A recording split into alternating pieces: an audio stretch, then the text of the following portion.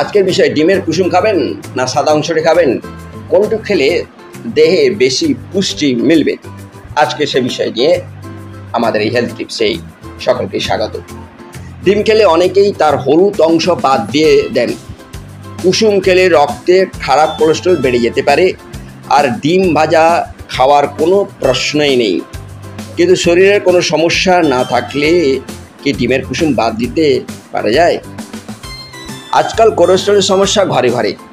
Cholesterol ধরা পড়লে খাওয়া দাওয়া পরিবর্তন না এনে থাকাও চায় না। ডিম খেলে অনেকেই তার হলুদ অংশ বাদ দিয়ে দেন। কুসুম খেলে রক্তে খারাপ কোলেস্টেরল বেড়ে যেতে পারে, আর ডিম ভাজা খাওয়ার কোনো প্রশ্নই তো ওঠে না।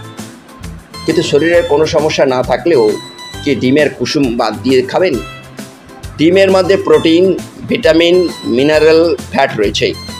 তবে আপনার শারীরিক অবস্থার উপর নির্ভর করছে আপনি ডিমের কুসুম খাবেন নাকি না সাদা।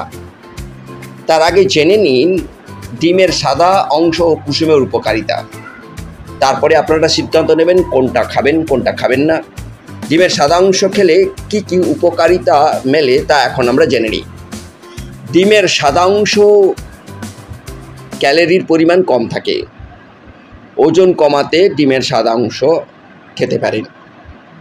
ডিমের সাদা অংশে প্রোটিন থাকে, এমনকি ডিমের সাদা অংশে অ্যামিনো অ্যাসিড থাকে, যাতে একাধিক শারীরবৃত্তীয় কাজকর্মে সাহায্য করে, বিশেষত পেশির গঠনে গুরুত্বপূর্ণ ভূমিকা পালন করে।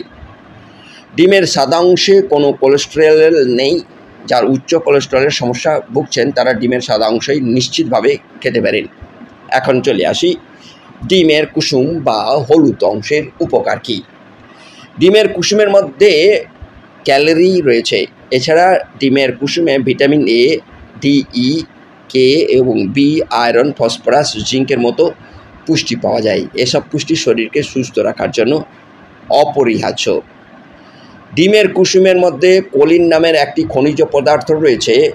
এটি মস্তিষ্কের কার্যকলাপ পরিচালনায় সাহায্য করে, এমনকি বিপাকার উন্নত করতেও সাহায্য করে এই খনিজ।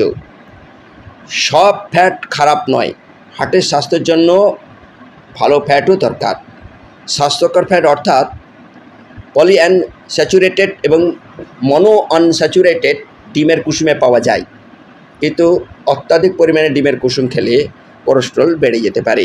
তাই ভালো থাকুন, সুস্থ থাকুন, নতুন সাবস্ক্রাইব করুন, ভালো লাগলে অন্যদের শেয়ার করুন। আবার ফিরে আসবো কোনো এই স্বাস্থ্য টিপস নিয়ে। নমস্কার।